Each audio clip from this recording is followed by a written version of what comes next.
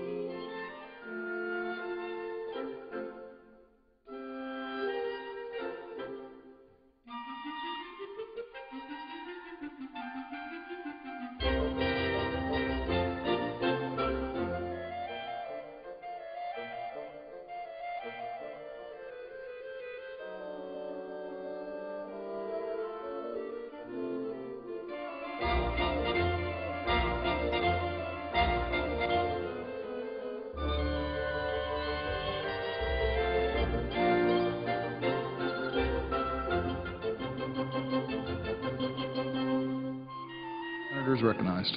Mr. President, I know I was going to be recognized a little later on, but as far as we're in a quorum call, I'll seek the floor now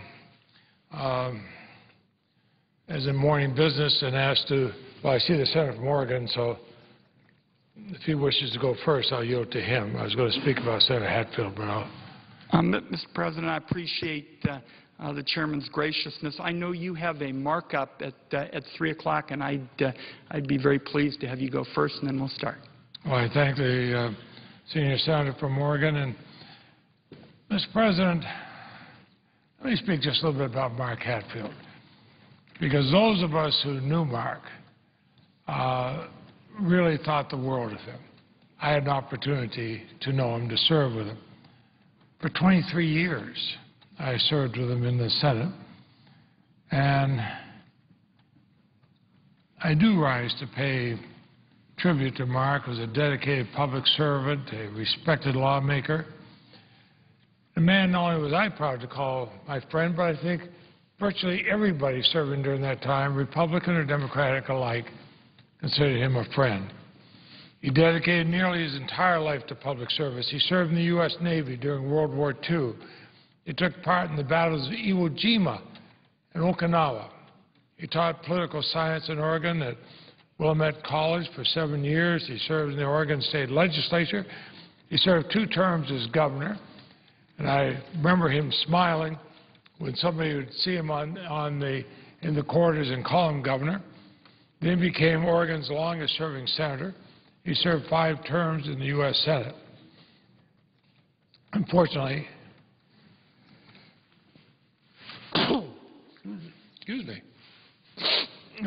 Mark was one of a dying breed in politics today.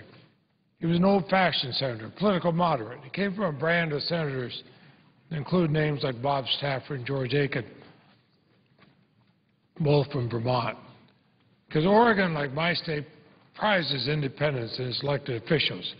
He was certainly never afraid to buck his party, from his opposition to the war in Vietnam, to his early support for the Endangered Species Act and federally protected wilderness. He showed us all that he's ruled only by the people of Oregon and his conscience. A true compassion for people drove many of Mark's decisions.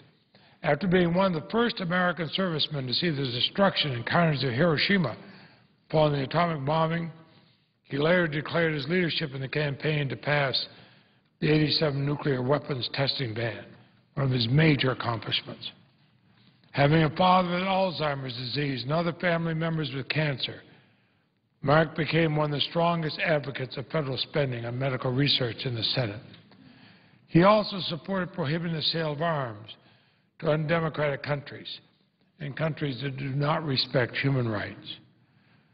During spending 8 years as chairman of the Appropriations Committee, Mark Hatfield did an amazing amount of good for the state of Oregon. In fact, it's hard to travel in the state of Oregon without seeing the differences he's made. Senator Hatfield was always known for his courteousness.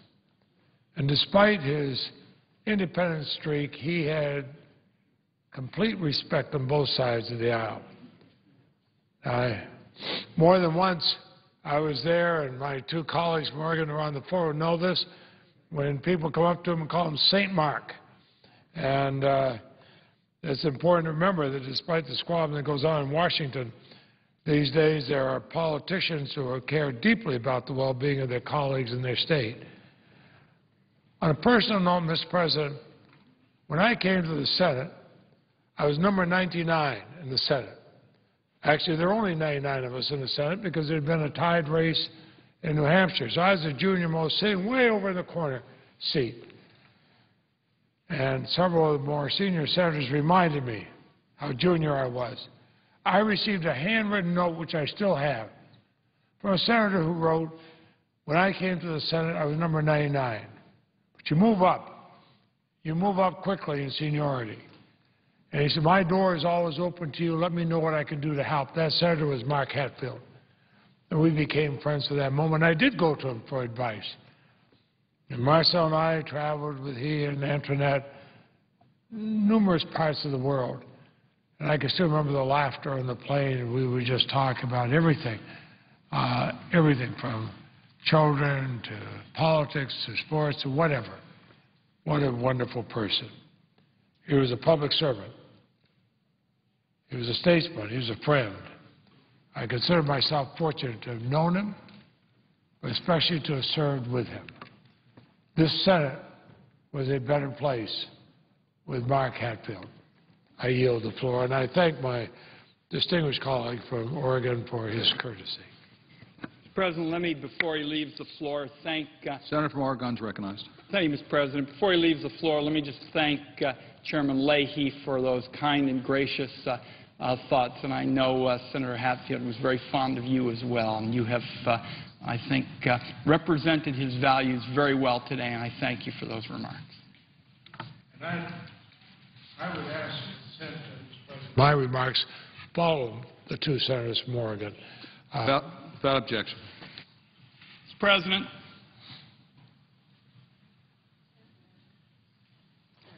Senator from Oregon. Mr. President, my home state of Oregon has many towering and majestic places, such as our iconic Mount Hood and our beautiful state tree, the Douglas fir. Senator Mark O. Hatfield, who passed away on August 7th, stood head and shoulders above all of them. Last night, the Senate passed Senate Resolution 257, a resolution in respect of the memory of Senator Hatfield. This afternoon, Senator Merkley and I, with colleagues of both parties, would like to reflect on the extraordinary legacy of our special friend, Senator Mark Hatfield. Mr. President, for me, Senator Hatfield's passing this summer, just as it seems that the Congress has become embroiled in a never-ending series of divisive and polarizing debates and battles, drove home that Senator Hatfield's approach to government is now needed more than ever in our country. Senator Hatfield was the great reconciler. He was proud to be a Republican with strongly held views, yet he was a leader who, when voices were raised and doors were slammed and problems seemed beyond solution, Senator Mark O. Hatfield was one who could bring Democrats and Republicans together.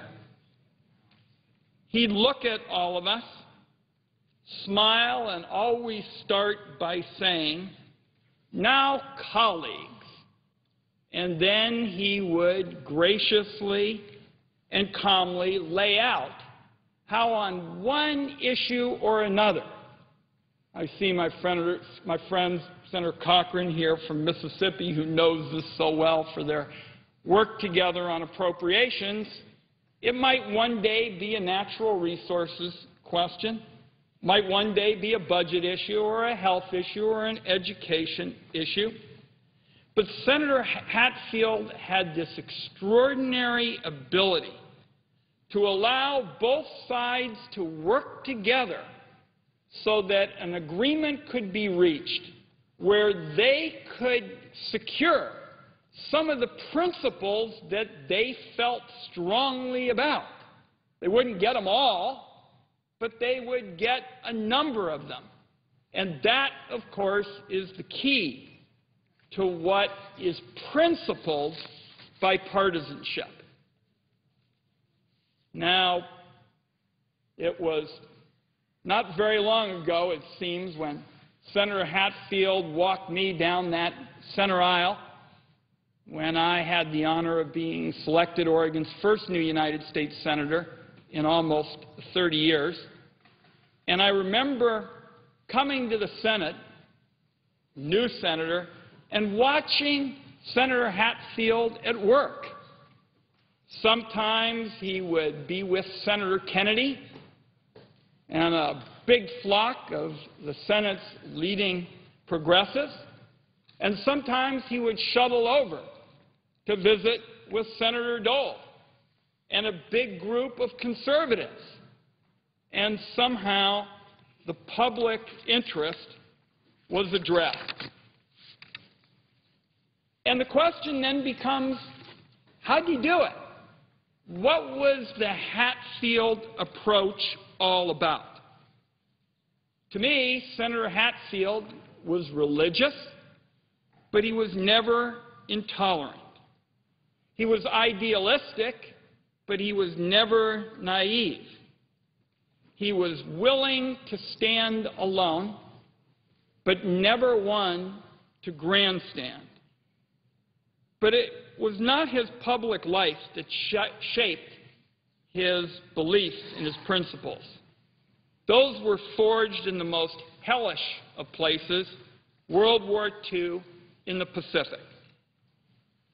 As a landing craft officer in the United States Navy, Senator Hatfield witnessed firsthand the battles at Iwo Jima and Okinawa. He was one of the first Americans to see the devastating effects of the atomic bombing of Hiroshima. Later, he served in French Indochina, where he saw the economic disparities that would later lead to war in Southeast Asia. Those images remained with him throughout his life, acting as a touchstone for his belief that the world should be a safer and more peaceful place. It was Senator Hatfield's belief, those beliefs, that served as the foundation for his career in the Senate and for his opposition to the Vietnam War and to the proliferation of nuclear weapons. So Senator Hatfield was a major player on the national stage.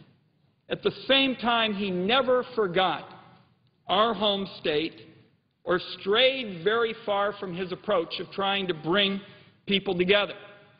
I see our friend Senator Alexander on the floor, who's also had a lot of experience on natural resources, issues.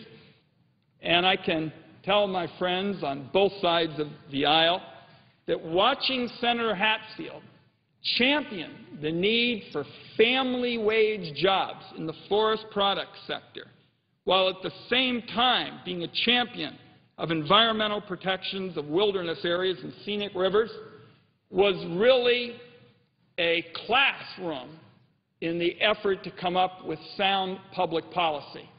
When colleagues come to our home state, they'll have an opportunity to go to the Columbia River Gorge, a special treasure. We had a big anniversary recently. Senator Merkley and I were there. That never could have happened without that unique ability of Senator Hatfield to bring people together. And he went into every nook and cranny of our state, communities that barely were bigger than a fly speck, and he would make their roads better and their schools better and their health care better, again, by bringing people together. So I know colleagues are waiting, and I would simply wrap up by saying that my state has lost a great son. The United States Senate has lost one of its former giants. Our nation has lost a man who represented honesty and decency in public service, and I will never, ever forget how much Senator Hatfield has meant to my home state of Oregon. Mr. President, I would yield, and I note that Senator Merkley is here, who's been one of served as one of Senator Hatfield's interns, Senator Alexander and Senator Cochran, and I think we have, through the graciousness of Senator Reid and Senator McConnell, time for all our colleagues. I yield to Senator Alexander. Mr. President. The senator from Tennessee is recognized. President, I ask that my brief remarks be printed in the record following the remarks of the two senators from Oregon, and I thank Senator Merkley for allowing me to go now. Mark Hatfield was elected to the Senate in 1966. It was a distinguished class that included some prominent Republicans, sort of a new wave in the Republican Party. In addition to Governor Hatfield, the former two-term governor, there was Charles Percy of Illinois, the former president of Bell and Howell.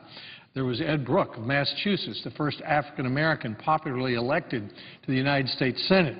Also in that Republican class were Cliff Hansen, a prominent rancher from Wyoming, and a young man who was the son-in-law of the then Republican leader Everett Dirksen, Howard H. Baker, Jr. I hitched a ride with Howard Baker to Washington, D.C. in that year and went to work as Baker's legislative assistant in 1967 and, of course, had a chance to meet Senator Hatfield. At that time, there was less space for senators even than there is today. And so new senators were put in rooms with each other. For example, Senator Baker and Senator Brooke and all of their staffs were put in a single room, separated only by petitions. Well, they got along with that for 6 months, but Senator Hatfield didn't like it very much. After all, he'd been a governor for 2 terms and wasn't used to be treated in that way. He was polite about it, as he always was, but soon he made a mission. He went around the Senate and the Capitol, and he counted up all the rooms that then Senator James Eastland of Mississippi had taken to himself. He found 34 different rooms that were assigned to Senator Eastland, and only half a room was assigned to Hatfield. And Senator Hatfield then reported to the Republican conference that Eastland had 34 rooms and that even apparently someone was living in one of the rooms because someone from the restaurant associates was putting a tray of food outside the door of this room in the Capitol, and every morning 2 arms would come out and bring the food in. This was Senator Hatfield's first report to the United States Senate. I saw him about 25 years later when he was chairman of the Appropriations Committee, had a lot of power, and I said, Senator Hatfield, how many rooms do you have now? And he just smiled. My guess is he probably had 34. But what I remember about Senator Hatfield as a very young aide was how unfailingly courteous he always was to every single person. If you caught his attention, you had his full attention. It's easy to see why he was elected to the Senate for 30 years. It's easy to see why he won 11 elections. Of course, the other reason he was so interesting, he was a Baptist, he was a libertarian, he was a great friend of Billy Graham. He was pro-life, not just on abortion, but on the death penalty as well. He was anti-war. He was anti-balanced budget. He was an interesting, independent, decent man. So I simply wanted to say, from the vantage point of someone who feels privileged to serve today in the United States Senate, what an impression this man from Oregon made on a 26-year-old young aide to Howard Baker in 1967. I remember him for his courtesy, for his decency, and for his independence. I thank the chair, and I yield the floor.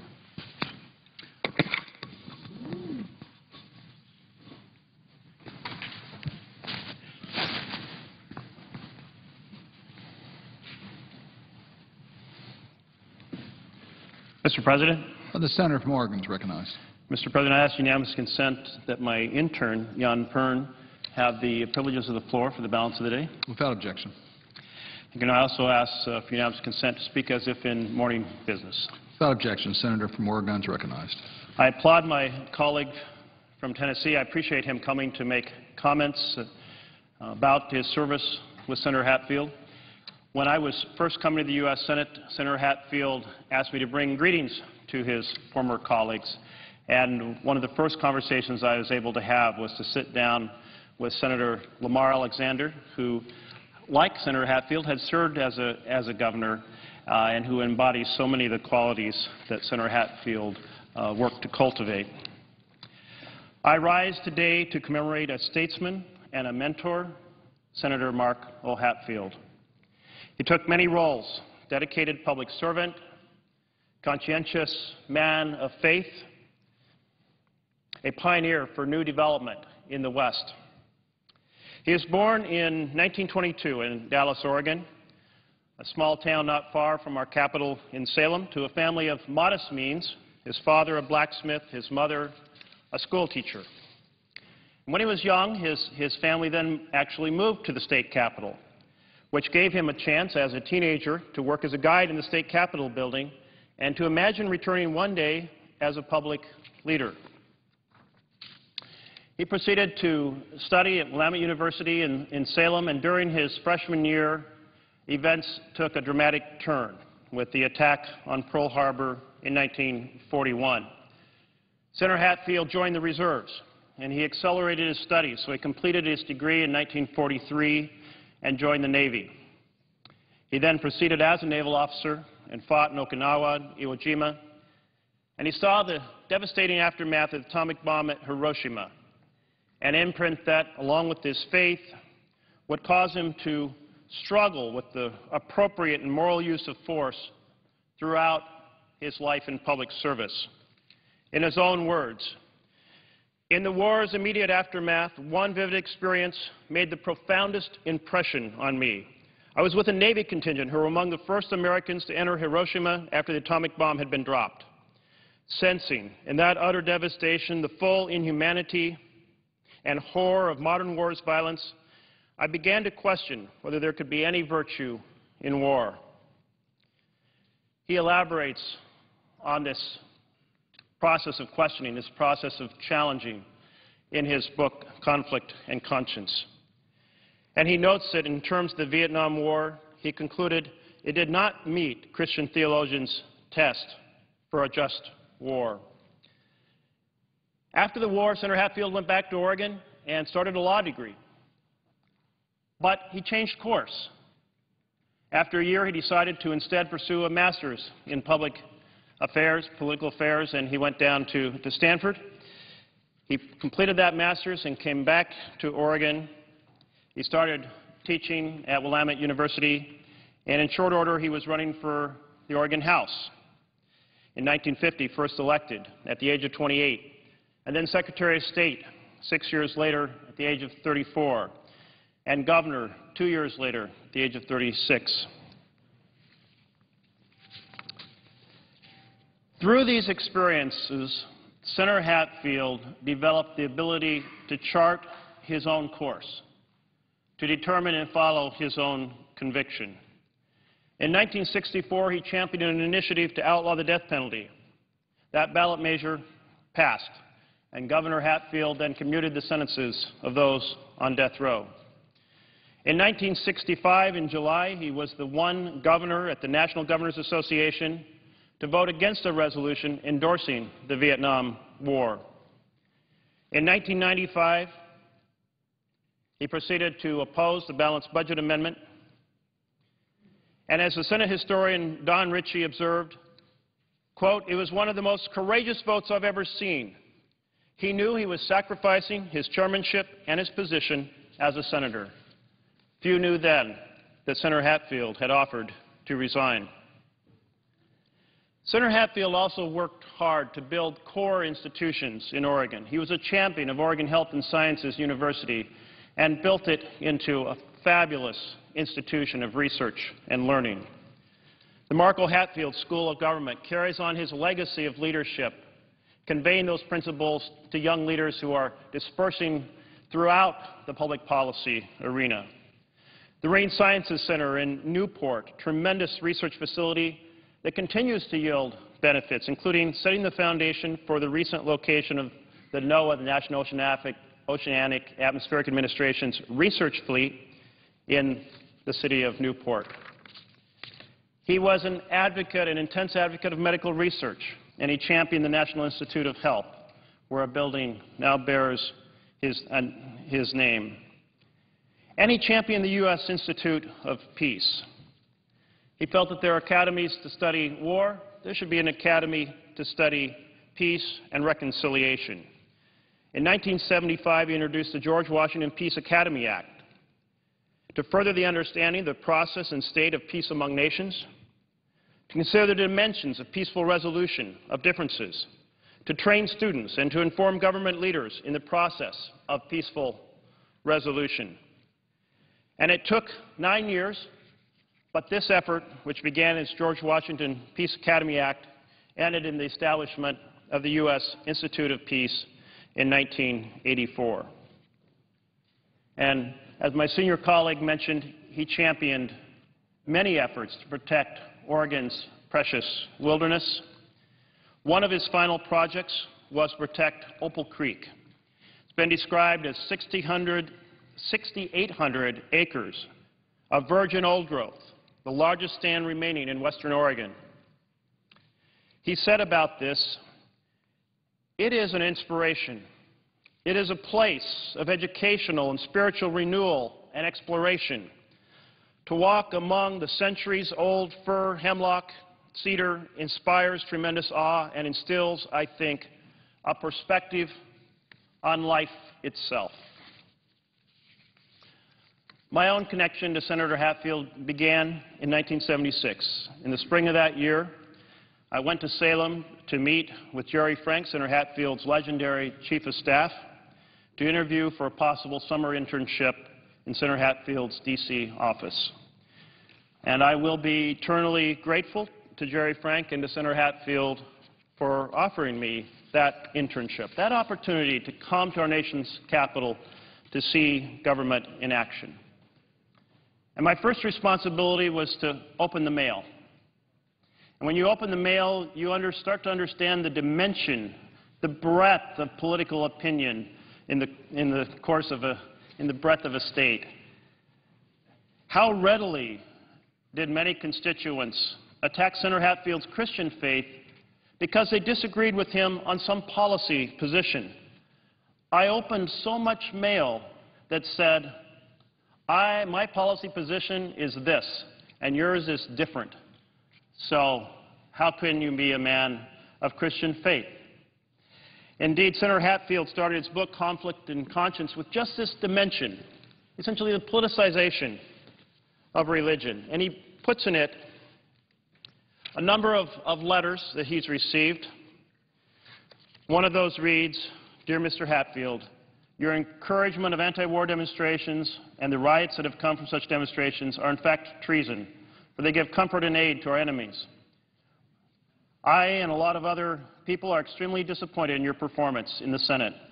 For you, who claim to be a Christian and have access to our Almighty God, should have a better understanding of human nature and the evil in the human heart." And Senator Hatfield talks about the challenge of being a public man of faith and working to take those principles and convert them to public policy in the face of hostility coming from the left or the right. But it was his determination to stay that course, to continue to be a person of reflection and depth in their pursuit of public policy. That summer, I was assigned to the Tax Reform Act of 1976. And the great joy that I had was that it happened to come up on the floor that summer. And back then, before there was television in this chamber, before there was email, you would come to the floor if you were working on an issue, and you'd go up to the staff gallery and you'd follow the debate, and then you'd rush down with all the other staffers to meet your senator coming out of those elevators that are just outside these double doors. And because there were lots of amendments, I got to meet with Senator Hatfield many times to describe the debate on the floor here and to fill in what folks back home were saying about the particular issue at hand. And then occasionally, the timing being just right, we'd have a chance to walk back and forth. Senator Hatfield loved to walk back and forth outside in the sunshine under the trees between here and his office in the Russell office building.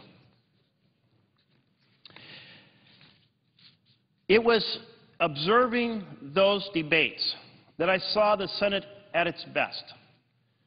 An amendment from the right side of the aisle, debated and discussed and voted on an hour and a half later. An amendment from the left side of the aisle. And if you didn't know where the amendment was coming from, you might not even know where in the spectrum, because the amendments bore on the issue at hand, different tax strategies and what would work and what wouldn't work, and often were bipartisan in the debate. Indeed, you saw that our senators at that time, most of whom had served in World War II together, could disagree without demonizing each other. And this is a tremendously important facet of the Senate that has been lost over the decades since. Indeed, many friendly debates between Republicans and Democrats. My father, Darrell, was a mechanic. He had one of these debates with his boss who owned the company. And when I was offered the internship with Senator Hatfield, Jerry called in my father and said, "Darrell, I win the debate because Senator Hatfield will work to make Jeff a good Republican." And my dad said, "No, no, no, Jerry, I win the debate because Jeff will work to make Senator Hatfield a good Democrat." And the fact is, neither of us, I think, ever would have broached such a topic, because the conversation wasn't about Democrat and Republican. It was about the challenges at hand and how you resolve them. It was from that summer I developed a lifelong admiration for Senator Hatfield and his model of public service. Here is what Senator Hatfield had to say about public calling. He says, and I quote, "Political service must be rooted in a philosophy of society's overall well-being, with a broad vision of how the body politic serves the people. The heart of one's service in the political order must be molded by ideals, principles, and values that express how we, in the words of the Constitution, are to form a more perfect union, establish justice, ensure domestic tranquility, provide for the common defense, promote the general welfare, and secure the blessings of liberty to ourselves and our posterity." He continued, "Political service must flow out of such a commitment. Convictions about war and peace, about the priorities governing the expenditure of federal funds, about the patterns of economic wealth and distribution, about the government's responsibility toward the oppressed and dispossessed, both in our land and throughout the world, about our nation's system of law and justice, and about the meaning of human liberty. These should be at the core of one's desire to seek public office."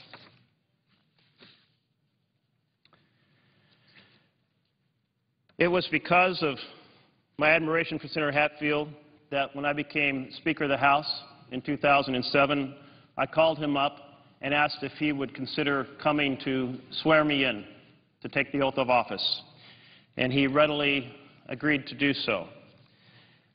That was the last public event that my father was at before he passed away, and it was one of Senator Hatfield's last major public events. And I so much appreciated the symbolism of the Republican and the Democrat coming together at that moment, sought to help guide the Oregon House, the same chamber where Senator Hatfield started his political career, to solve Oregon's problems.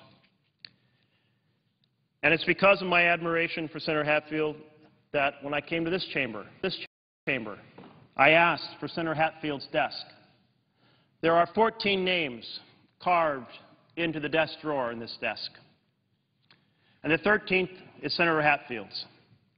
And as I looked at the names, I was surprised to discover that this desk had never crossed the aisle before. And so I think it's symbolic of Senator Hatfield's career of public service focused on solving problems and working together across this aisle, that his desk made that journey across to here now. During those walks back and forth between here and Russell Senate Office Building, Senator Hatfield paused one day to pull the leaf off a ginkgo tree. And he said, "Jeff, this is one of the simplest of God's creations. Why is it that folks can't see the beauty of God's creation in the very simplest of one of his plans?" And I held that leaf tightly in my hand, determined to preserve it. And just as we got back to the office, he plucked it out of my hand and said, "Well, of course you don't want to carry on that leaf." And I didn't have the courage at the moment to say, no, I would treasure that leaf for my life and grab it back from him. But I don't have the leaf, but I take that memory of his deep personal faith and conviction. And I was sharing this story with another intern who served with Senator Hatfield in 1985. And he said, "Well, let me tell you another story about a tree and Senator Hatfield." And now on this walk between the Senate Office Building and Russell Office Building, there is a tree that Senator Hatfield planted. It's a metasequoia tree. It so happens that the metasequoia used to grow throughout Oregon millions of years ago. And when people found the fossils and studied it, they concluded that this tree was extinct until the 1940s, when they found a stand of metasequoia growing in China. Well, Senator Hatfield arranged to have one of these trees planted in that walk. And it so happens that in 2005, when I was House Democratic leader in Oregon, we passed a bill that made the metasequoia tree the fossil of Oregon. And we didn't know about this tree that Senator Hatfield had planted. But there it is today. It is now 25 years old. It sheds its needles every winter, so people think it's a fir tree that has died. But it comes roaring back to life in the spring. And now, 25 years into its life, it is equal to the highest of the broadleaf trees there on the grounds of the Capitol. And in another 25 years, Hatfield tree is going to soar these Capitol grounds, and in so doing, it is going to represent the values that he fought for, the courage of one's conviction, the effort to get beyond the bumper stickers and into the nitty-gritty of issues and to come to a conscientious decision that will take our nation forward, the determination to be oriented to solving problems and not to the partisan divide. I have, in closing... Would my colleague yield? Certainly. I appreciate that, and I certainly don't want to interrupt your very eloquent remarks. And, Mr. Leader, I would just ask unanimous consent that the time for tributes to former Senator Mark Hatfield be extended until 3:30 so that my friend and colleague, Senator Merkley, can speak. I know Senator Cochran and Senator Bingham and Senator Levin all wish to as well. So I thank my colleague for yielding. Without objection, so ordered. Unanimous consent that my remarks on the subject of the passing of Senator Hatfield be printed following the remarks of the senators from Oregon. Without objection. And, Mr. President, I have just one closing comment, and that is this. This is a picture of the Senator Hatfield tree. It has my staff in front of it. We went out there on July 12th, Senator Hatfield's birthday, taking this picture and hoping to give this to him. And we didn't have the chance to do that before he passed away. But I think this tree will serve as a living reminder of all that he championed throughout his tremendous career. We have lost a great man, and our Senate and our nation are poor for it. Thank you, Mr. President.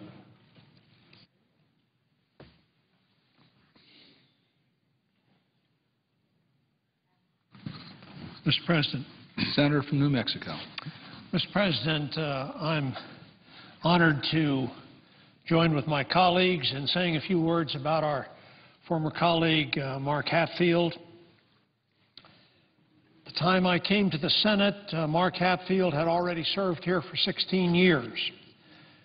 For the next 14 years, we were colleagues and friends here in the Senate. His retirement in 1997 was an occasion for regret on behalf of all of us who knew him and admired him. He set a very high standard for service in the U.S. Senate. He was a master of the complex spending and tax issues that are the weekly focus of most Senate work. Of course, in his role as chairman of the Appropriations Committee, he was respected and appreciated for his fair-minded consideration of requests from all senators, Democrat and Republican and Independent. He was a model of civility and of kindness, and he took a genuine interest in the well-being of those with whom he worked, both senators and staff, and really all of those who worked to keep the Senate functioning. He had a heartfelt commitment to seeking non-military solutions to our nation's problems around the world. And his votes, including his votes against the Vietnam War, reflected that strongly held commitment. It was not in Mark Hatfield's nature to be a demagogue on any issue. He saw no advantage or political or otherwise, in twisting issues and the pandering and the posturing that afflict much of our political debate today were not part of the politics that he practiced. I considered Mark both a mentor and a friend during the time he served in the Senate, and when I was able to serve with him here. He has been greatly missed since his retirement from the Senate, and now, of course, our sense of loss is even greater. Mr. President, I yield the floor.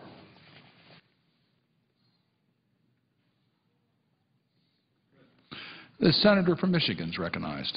Mr. President, I come to the floor today to pay tribute to the life and public service of Mark Hatfield. Mark Hatfield began his lifelong career of public service in the U.S. Navy during World War II. After the war, he returned to Oregon, where he served in the State House of Representatives, in the State Senate, as the Oregon Secretary of State, and eventually as governor of the state. Fortunately for us, for the Senate, and for the country, Mark Hatfield did continue his career of public service, and he went on to serve 5 terms in the United States Senate.